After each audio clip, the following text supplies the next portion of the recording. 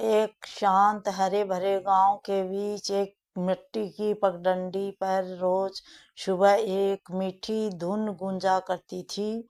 यह धुन किसी मंदिर की नहीं, बल्कि गांव की एक बुजुर्ग माँ, एक बूढ़ी सी सीधी साधी महिला की थी, जिस सब बुढ़िया माँ कहकर पुकारते थे।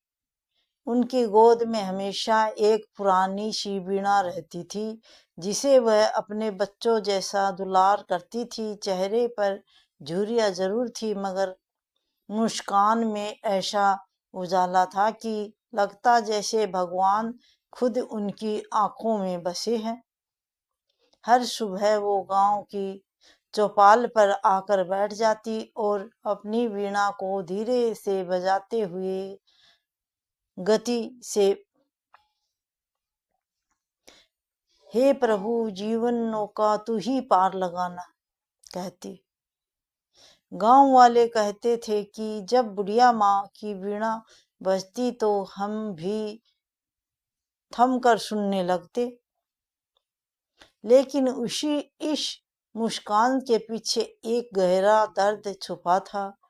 सालों पहले उनका बेटा शहर गया और कभी वापस न आया।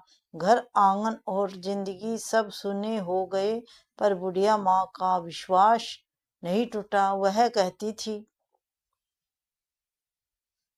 जिसका कोई नहीं उसका भगवान होता है। एक दिन गांव में भयानक तूफान आया तो परेशान थे सभी बच्चे, डरते हुए रहे थे। ऐसे में बुढ़िया माँ चौपाल के बीच खड़ी हुई और अपनी वीणा बजाने लगी।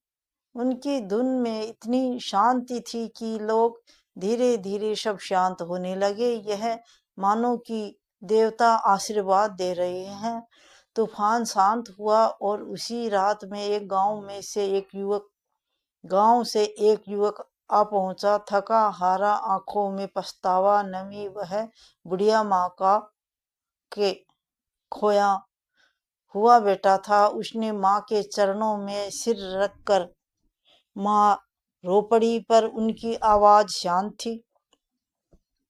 भगवान देर करता है पर अंधेर नहीं। भगवान के घर देर है पर अंधेर नहीं। और फिर लंबे समय बाद चौपाल की धुन में माँ की हंसी भी शामिल हो गई। आज भी लोग कहते हैं, जहाँ बुढ़िया माँ अपने वीणा बजाती है, वहाँ बैठने से मन की थकान उतर जाती है और आत्मा को शांति मिलती है।